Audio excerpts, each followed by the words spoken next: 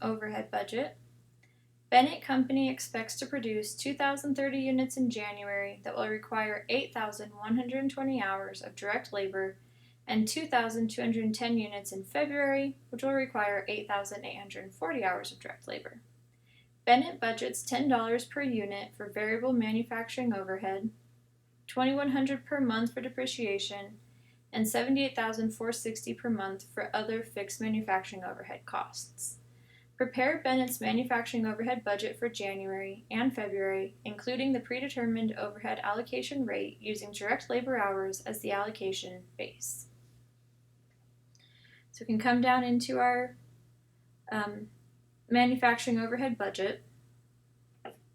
We're going to start out by listing the budgeted units to be produced,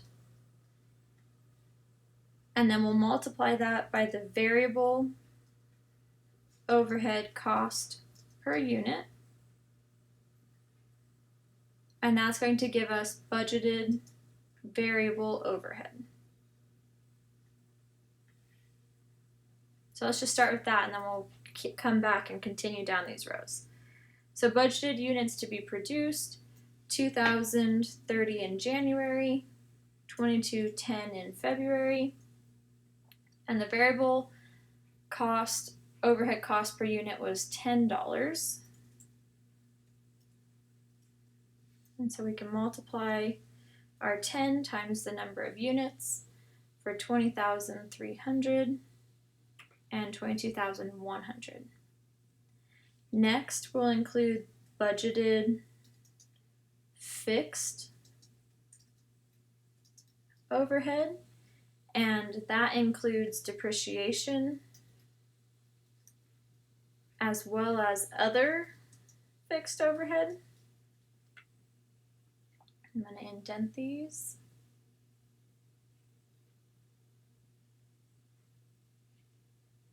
And so depreciation was $2,100 per month, and other fixed overhead was $78,460 per month.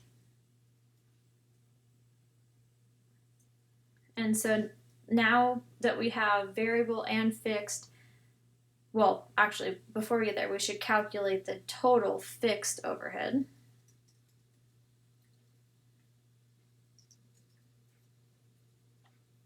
So we're just adding the depreciation and the other together. And so we can use that to calculate budgeted manufacturing overhead costs, which is equal to our total fixed overhead plus our budgeted variable overhead. And we'll drag that across. And so let's fill in our totals, and then we'll come and do the bottom of this manufacturing overhead budget. So we'll add together our units to be produced, carry over the 10.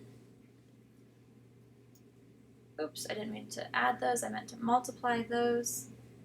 So our budgeted units times the variable overhead cost per unit gives us 42,400. We can do our double check that adding together January and February gives us the same thing. Depreciation, we'll add these together, pull this down. Okay, so we have budgeted manufacturing overhead costs of $203,520. Then we need to consider direct labor hours, because that was the allocation base, direct labor hours. And so for January, we anticipated 8,120 and 2,210.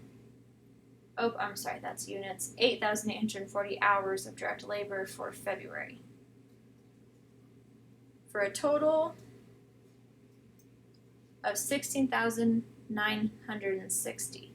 So now that we have our allocation, our estimated cost, and our estimated allocation base, we can use that to calculate the predetermined overhead allocation rate. So we'll take our estimated cost divided by our estimated base for $12 per direct labor hour. And this is our predetermined overhead allocation rate.